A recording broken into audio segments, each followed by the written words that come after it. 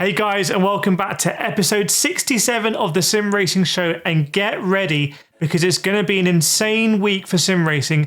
I promise you. I've even moved to a bigger studio just to cover it for you because Moza have teased a motorcycle and the entire sim racing world is losing its mind.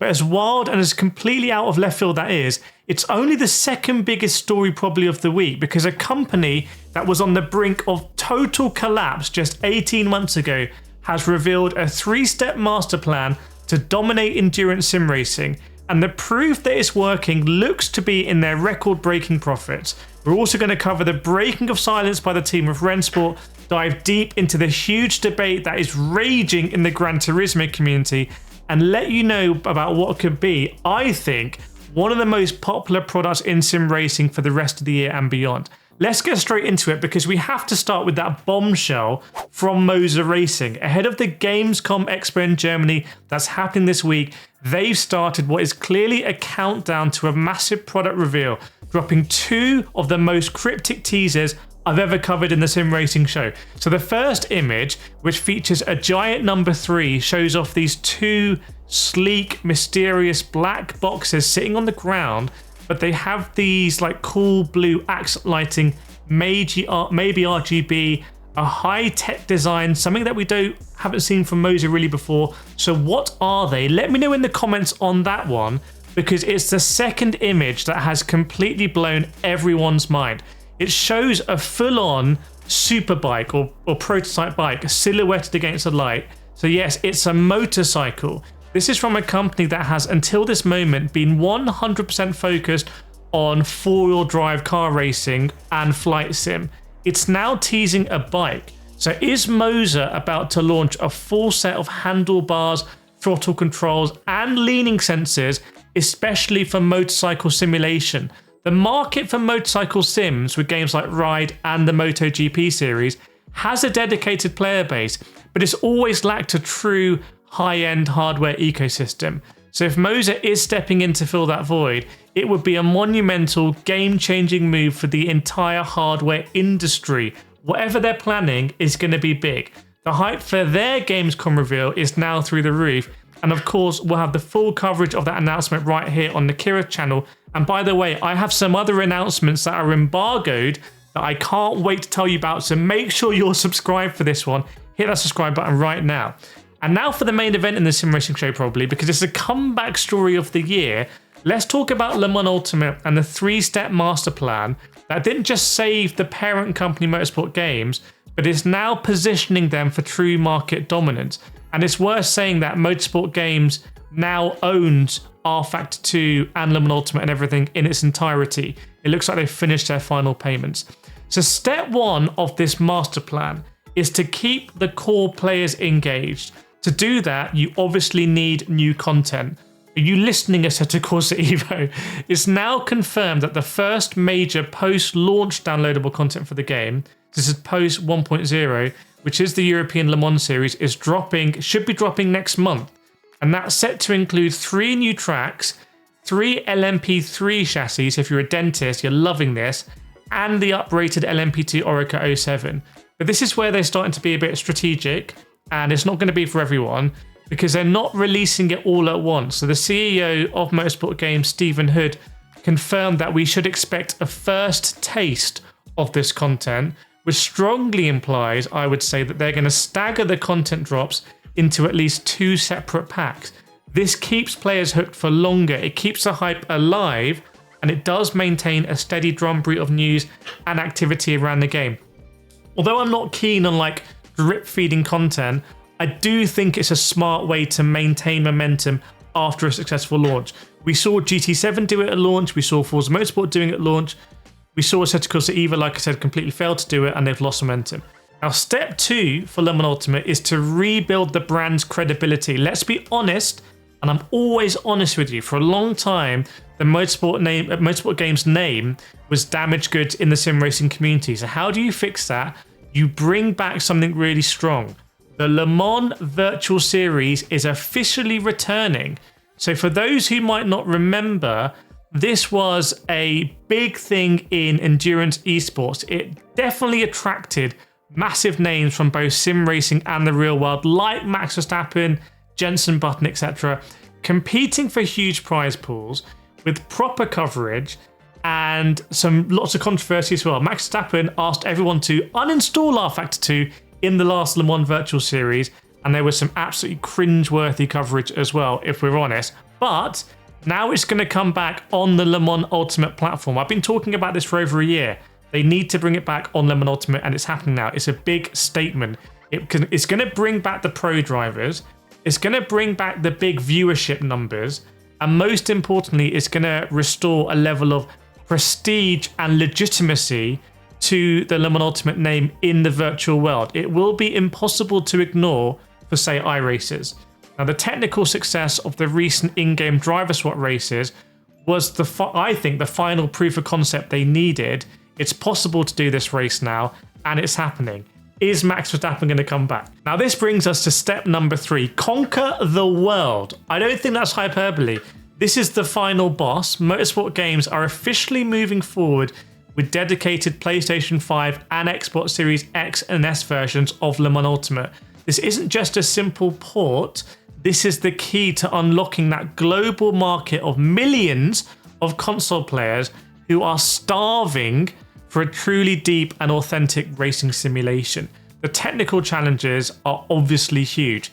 Hitting a stable 60 frames per second whilst maintaining that high graphical fidelity and translating a really complex PC user interface to a controller is no easy task. But if they can pull it off, a successful high fidelity endurance sim on consoles could, and I would say will, challenge the previous existing dominance of Gran Turismo and the now weakened Forza Motorsport on their own turf. It would be this final definitive proof of this company's incredible turnaround that you just simply really have to applaud.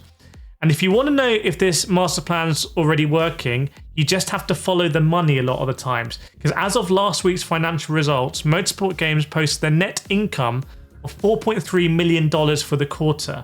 That is up from just $2.1 million this time last year. That number isn't just a figure on a spreadsheet, it's a direct, tangible result of this 3-step strategy maybe starting to come to fruition. So they didn't just save the company, they've created a kind of roadmap here for their future.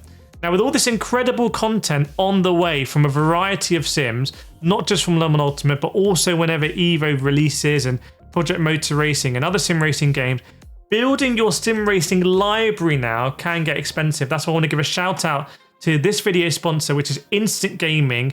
They have so much sim racing content now on Instant Gaming. I've been trying to help them get more sim racing on there, and the discounts can be huge. You can find deals on pretty much every major sim racing game, from Le Mans Ultimate to ACC to AMS2. So go check out my affiliate link in the description before you buy any sim racing games. Remember, any money that you save there on Instant Gaming, if it's a good deal, you can then spend on your pedals, on your wheelbases, or your wheels. Big thanks to Instant Gaming sponsoring this video, and thank you for supporting this channel. Now, while Le Mans Ultimate is executing its plan, its rivals are not standing still because the entire sim racing grid is making moves. Let's talk about Renport for the moment, because what feels like basically a year is garage has felt a little empty. We knew they had Porsche and BMW from the outset, but one of the biggest and most important names in modern GT racing was conspicuously missing, and the developers went completely silent on topic until now. The silence has been broken. The McLaren 720S GT3 Evo is officially coming to Renport. Yes, a little bit later than iRacing and Le Mans Ultimate, but this is a huge deal for like the fledgling Renport, because this car is a fan favorite. It is a proven race winner, and its inclusion is absolutely essential for any serious GT3 simulation. Kaz, are you listening to me right now? This announcement follows right on the heels of the recent reveal of the new Porsche 992 GT3R, and together it looks like the content floodgates are finally starting to open for Renport. And by the way, VPG, who I've reviewed their wheels before, they are making a replica of that Porsche 992 GT3R. So let me know if you want me to review that wheel here on the channel. Now, Renport has also offered a little bonus, because literally today they have done a teaser that I can confirm is the Mustang GT3. That's also in iRacing, Le Mans Ultimate and ACC as well. That's coming to Renport. So while Renport is catering for that kind of hardcore GT3 community, Thrustmaster is finally giving the console world something it's been begging for. Because the world of console peripherals has always been a bit of a walled garden. An Xbox wheel doesn't work on a PlayStation wheel and vice versa due to specific security chips you need for each console. So when Thrustmaster released the T598 direct drive wheelbase back in 2024, it was undeniably a hit. It offered a solid 5 Newton meters of torque, definitely at an affordable price, but it was only for PlayStation and PC. So the large and passionate Xbox community, and I hear you guys, was left out. Well, today, Thrustmaster is announcing they're going to finally address that. A new dedicated Xbox compatible edition of the T598 is officially on the way. This is a vital move from one of the biggest names in the sim racing business. It's going to bring a powerful new competitor right into the console ecosystem to directly challenge the Fanatec CSL direct drive bundles. Remember, Fanatec have just withdrawn the Xbox compatible McLaren rim as well. So for all the Xbox racers out there, and you know, it says Corsa competitive on an Xbox, it's not a bad sim, but I keep hearing it gets broken, so let me know about that in the comments. And innovation in hardware is always a good thing. It improves features, it helps keep prices in check, and pre-orders are set to begin on the 10th of September. So if you're an Xbox racer who's been waiting for the right moment to make the jump to direct drive, check out my link in the description or go to www.simracingdiscounts.com/Thrustmaster. Bookmark that because I have the best prices for you at launch. And let's talk about a fascinating contrast in development philosophy today, a tale of two very different approaches to content.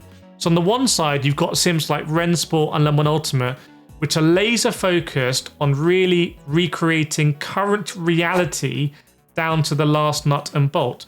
And on the other side, you have Gran Turismo, which once again is looking in a completely different direction, looking to the stars.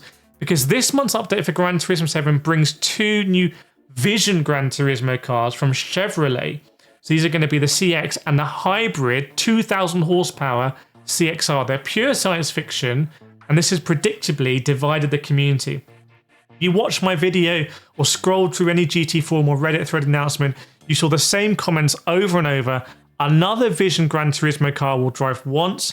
Please, Polyphony, just give us another real track or GT3 racing car. Am I right? But for better or for worse, the Vision Gran Turismo program is part of the series DNA, but many players see as development time wasted on unobtainable spaceships when that effort could have gone into laser scanning a new real-world circuit. Gran Turismo is like that classic 3-star British hotel. It's just tired. And at the exact same time all of this is happening, the upcoming arcade racer Tokyo Extreme Racer has just announced the addition of the legendary original Nissan Skyline GTR. I can see Kaz enjoying that, and teased a new Toyota Supra. So for a generation of gamers who grew up with the original series on the Sega Dreamcast and the PlayStation 2, I'm worried that there's going to be so many people watching the sim racing show who don't know what a Sega Dreamcast is, and that makes me feel old.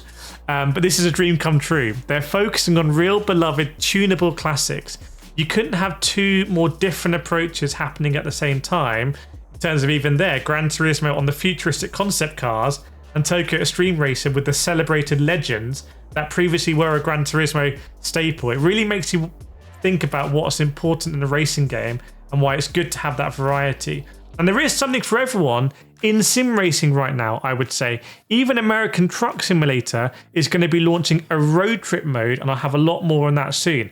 I have, like I said, some embargoed products I can't put on the table here that I'm going to let you know about soon, and games as well. So please, for me, make sure you subscribe and just share this video with your friends. It's all a family here in the Sim Racing Show. I will see you this week. There's going to be so many announcements, so yeah, get ready.